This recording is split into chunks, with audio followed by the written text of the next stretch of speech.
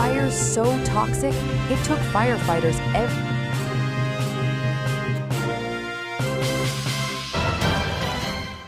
உக்ரைனில் ரஷ்யா பயங்கர வான்வழி தாக்குதல், 11 பேர் பலி. சூடானில் ட்ரோன் தாக்குதல்கள் தீவிரம், 1000க்கும் மேற்பட்ட பொதுமக்கள் பலி. பிரேசிலில் 2 வானூர்திகள் நடுவானில் மோதி விபத்து, 6 பேர் உயிரிழப்பு. ஹார்மோஸ் நீரிணை குறித்து ட்ரம்பின் அறிவிப்பு. காதலிக்காக கனடியர்களை பகைத்து கொண்டாரா ஜஸ்டின் ட்ரூடோ. அமெரிக்கா ஈரான் அமைதி ஒப்பந்தம் மேற்கொள்ள இஸ்ரேல் எதிர்ப்பு. ஸ்லோவாக்கியா சென்றார் பிரதமர் மோடி. அமெரிக்காவின் பாரிய B-52 குண்டுவீச்சு விமானம் விழுந்து விபத்து, உயிரிழப்பு தொடர்பில் வெளியான தகவல். இனி விரிவான செய்திகள். உக்ரைனில் ரஷ்யா பயங்கர வான்வழி தாக்குதல், 11 பேர் பலி. உக்ரைனின் முக்கிய நகரங்களை குறிவைத்து ரஷ்யா திங்கட்கிழமை அதிகாலை நடத்திய பயங்கர வான்வழி தாக்குதலில் 11 பேர் உயிரிழந்ததுடன் 53 பேர் காயமடைந்துள்ளதாக உக்ரைன் அதிகாரிகள் தெரிவித்திருக்கின்றனர். உக்ரைன் தலைநகர் கீவ் மற்றும் 2வது பெரிய நகரான கார்கிவ் ஆகியவற்றை உலுக்கிய இந்த தாக்குதலில் கீவ் நகரில் மட்டும் 5 பொதுமக்கள் மற்றும் மீட்பு பணியாளர்கள் உயிரிழந்திருக்கின்றனர். அங்குள்ள 25 அடுக்குமாடி குடியிருப்பு வணிக வளாகங்கள் தீக்கிரையாகியிருக்கின்றன. குறிப்பாக 11ஆம் நூற்றாண்டைச் சேர்ந்த உலக புகழ்பெற்ற யுனெஸ்கோ பாரம்பரிய ஆன்மீக தலமான பெச்செர்ஸ்க் லாவ்ரா தேவாலயம் மேற்கூரை தீப்பற்றி எரிந்து சேதமடைந்திருக்கின்றது. ரஷ்யா ஒரே இரவில் 70 ஏவுகணைகள் மற்றும் 611 ட்ரோன்களை ஏவியதாகவும் அதில் 50 ஏவுகணைகள் மற்றும் 582 ட்ரோன்களை தாங்கள் வீழ்த்தியதாகவும் உக்ரைன் அறிவித்திருக்கின்றது. பிரான்சில் G7 உச்சி மாநாடு தொடங்கியுள்ளதையொட்டி அதற்கு முன்னதாக ரஷ்ய அதிபர் விளாடிமிர் புதின், உக்ரைன் அதிபர் வோலோடிமிர் செலன்ஸ்கி ஆகியோருடன் அமெரிக்க அதிபர் டொனால்ட் ட்ரம்ப் தனித்தனியாக தொலைபேசியில் உரையாடிய மறுநாளே இந்த தாக்குதல் நிகழ்ந்துள்ளது குறிப்பிடத்தக்கது. ஸ்லோவாக்கியா சென்றார் பிரதமர் மோடி. அரசுமுறை பயணமாக பிரதமர் மோடி 2 ஐரோப்பிய நாடுகளுக்கு சுற்றுப்பயணம் மேற்கொண்டுள்ளார். தனது பயணத்தின் முதல் நாடாக பிரான்ஸ் சென்ற பிரதமர் மோடி அந்த நாட்டின் நைஸ் நகர் சென்றிருக்கின்றார். அங்கு பிரான்ஸ் அதிபர் இம்மானுவேல் மேக்ரோனை பிரதமர் மோடி சந்தித்திருக்கின்றார். இதனை அடுத்து பிரான்சிலிருந்து பிரதமர் மோடி ஸ்லோவாக்கியா சென்றுள்ளார். 2 நாட்கள் பயணமாக ஸ்லோவாக்கியா சென்ற பிரதமர் மோடி அந்த நாட்டு ஜனாதிபதி பெல்கிரினையும் பிரதமர் பிகோவையும் சந்தித்திருக்கின்றார். இந்த சந்திப்பின் போது 2 நாட்டு உறவு, வர்த்தகம், சர்வதேச அரசியல் சூழ்நிலை உட்பட பல்வேறு விவகாரங்கள் குறித்து பிரதமர் மோடி ஆலோசனை நடத்த உள்ளார். ஸ்லோவாக்கிய பயணத்தை நிறைவு செய்யும் பிரதமர் மோடி நாளை மீண்டும் பிரான்ஸ் செல்கிறார். பிரான்சில் நடைபெறும் G7 உச்சி மாநாட்டில் பங்கேற்கிறார். பின்னர் G7 நாடுகளின் தலைவர்களையும் பிரதமர் மோடி சந்திக்கிறார்.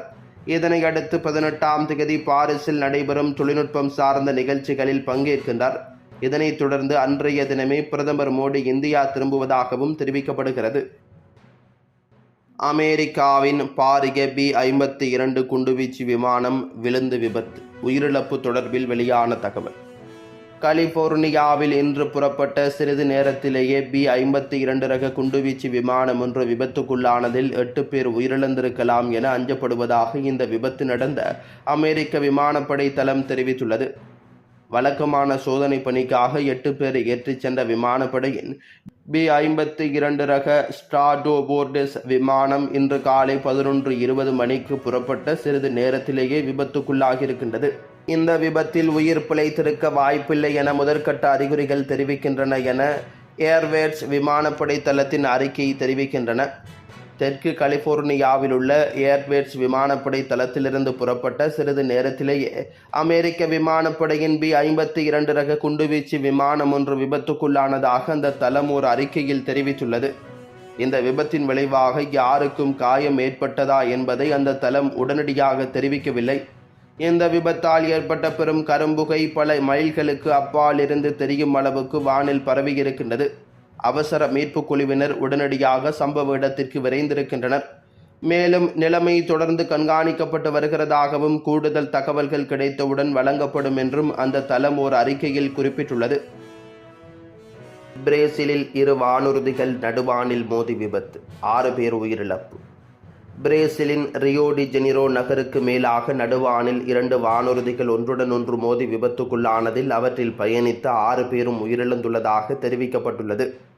இந்த விபத்தானது நகரின் மேற்கு புறநகர் பகுதியான ரெக்ரிகோ டோஸ் பாண்டைன்ஸ்டெஸ் என்ற இடத்திற்கு மேலாக நேர்ந்திருக்கின்றது. இதேவேளை விபத்துக்கான காரணம் குறித்து அதிகாரிகள் உத்தியோகபூர்வ விசாரணைகளை ஆரம்பித்திருக்கின்றனர். நடுவானில் மோதிக்கொண்ட 2 வானூர்திகள் அங்கிருந்த மின்சார சிற்றுந்து விற்பனை நிலையம் ஒன்றின் வாகன நிறுத்தும் இடத்தில் வீழ்ந்து நொறுங்கியிருக்கின்றது. இதன் காரணமாக அங்கிருந்த சுமார் 20 மின்சார வாகனங்கள் தீப்பற்றி எரிய தொடங்கியதாக தீயணைப்பு படையினர் தெரிவித்திருக்கின்றனர். மின்சார வாகனங்களில் உள்ள லித்தியம் அயன் மின்கலங்கள் காரணமாக ஏற்பட்ட தீயை அணைப்பதில் பெரும் சவாலை எதிர்கொள்ள நேரிட்டதாக தீயணைப்பு பிரிவின் ஊடக பேச்சாளர் பேபியோ கொண்டைராஸ் தெரிவித்திருக்கின்றார். இதுகுறித்து அவர் மேலும் குறிப்பிடுகையில், இந்த வகையான மின்கலங்கள் தீப்பற்றும் போது அவை அதிக நச்சுத்தன்மை வாய்ந்த வாயுக்களை வெளியிடுவதுடன் தீயின் வெப்பத்தையும் தீவிரத்தையும் அதிகரிக்கின்றன. இவ்வாறான மின்சார வாகனம் ஒன்றில் ஏற்படும் தீயை அணைப்பதற்கு ஒரு சாதாரண சிற்றூந்தில் ஏற்படும் தீயை அணைக்க தேவைப்படும் நீரை விட 3 முதல் 4 மடங்கு அதிக நீர் தேவைப்படுகிறது என்று அவர் குறிப்பிட்டுள்ளார். விபத்து நடந்த சுற்றுவட்டார பகுதி அதிக மக்கள் தொகை கொண்ட பகுதியாக கணக்கிடப்பட்டிருக்கின்றது. வானூர்திகள் இந்த வாகன நிறுத்தும் இடத்தில் விழாமல் குடியிருப்பு பகுதியில் விழுந்திருந்தால் உயிரிழப்புகள் இன்னும் அதிகமாக இருந்திருக்கும் என ஊடக பேச்சாளர் சுட்டிக்காட்டியுள்ளார். தீப்பற்றி எறிந்த மின்சார வாகனங்களுக்கு இடையே விழுந்து நொறுங்கிய ஒரு வானூர்தியில் இருந்து 5 உடலங்களையும் அதிலிருந்து சுமார் 100 மீட்டர் தொலைவில் விழுந்த மற்றொரு வானூர்தியில் இருந்து அதன் விமானியின் உடலத்தையும் மீட்பு பணியாளர்கள் கண்டெடுத்திருக்கின்றனர். இதேவேளை வானூர்திகளின் பாகங்கள் விபத்து நடந்த இடத்திலிருந்து பல 100 மீட்டர் தூரத்திற்கு சிதறிப்போய் காணப்பட்டதாக அல் ஜசீரா செய்தி வெளியிட்டுள்ளது. ஹர்மூஸ் நீரிணை குறித்து ட்ரம்பின் அறிவிப்பு. ஹர்மூஸ் நீரிணை வழியே கப்பல்கள் நகரத் தொடங்கியுள்ளன என அமெரிக்க அதிபர் டொனால்ட் ட்ரம்ப் தெரிவித்துள்ளார். அமெரிக்கா மற்றும் இஸ்ரேல் ஆகிய நாடுகள் ஈரானுடன் மேற்கொண்டு வந்த போரை முடிவுக்கு கொண்டுவரும் நோக்கில் இருதரப்பும் இணைந்து எதிர்வரும் வெள்ளிக்கிழமை ஒரு புரிந்துணர்வு ஒப்பந்தத்தில் கையெழுத்திட திட்டமிட்டுள்ளதாக அறிவித்ததை அடுத்து திங்கட்கிழமை ட்ரம்ப் இந்த முக்கிய அறிவிப்பை வெளியிட்டுள்ளார். இந்த ஒப்பந்தத்தின் அதிகாரப்பூர்வ உரை இன்னும் வெளியிடப்படவில்லை என்றாலும் முதல் கட்ட உடன்படிக்கையின்படி ஹர்மூஸ் நீரிணை திறக்கப்படும், ஈரான் துறைமுகங்கள் மீதான அமெரிக்க கடற்படை முற்றுகை நீக்கப்படும் மற்றும் அனைத்து முனைகளிலும் சண்டை நிறுத்தப்படும் என்று இருதரப்பும் தெரிவித்துள்ளதாக தகவல்கள் வெளியாகியிருக்கின்றன. இருப்பினும் ஈரானின் அணுசக்தி திட்டம், பிராந்தியத்தில் உள்ள அதன் ஆதரவு அமைப்புகளுக்கான நிதியுதவி, முடக்கப்பட்ட ஈரானிய சொத்துக்களை விடுவித்தல் மற்றும் தடைகளை நீக்குதல் போன்ற மிகவும் சிக்கலான விவகாரங்கள் குறித்து அடுத்து 60 நாட்கள் பேச்சுவார்த்தையில் விவாதிக்கப்படும் என்று எதிர்பார்க்கப்படுகிறது.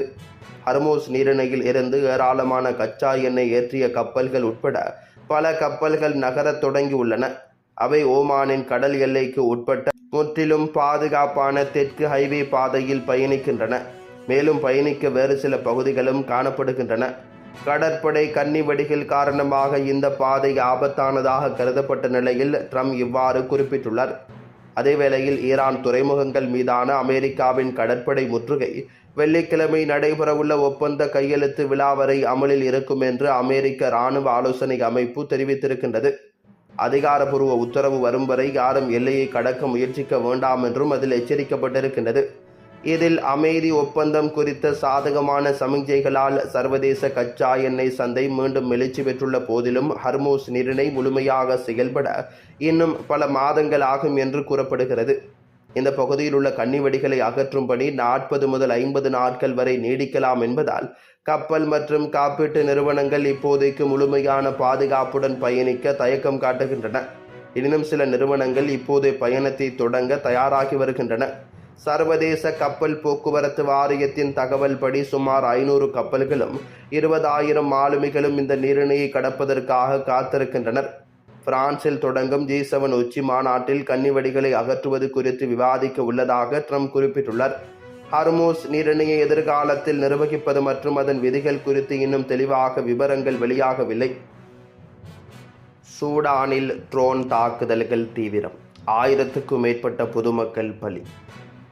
சூடானில் ட்ரோன் தாக்குதல்கள் தீவிரமடைந்து 1000க்கும் மேற்பட்ட பொதுமக்கள் பலியாகி உள்ளதாக ஐநா மனித உரிமைகளுக்கான உயர் ஆணையர் வோல்கர் டர்க் தெரிவித்திருக்கின்றார்.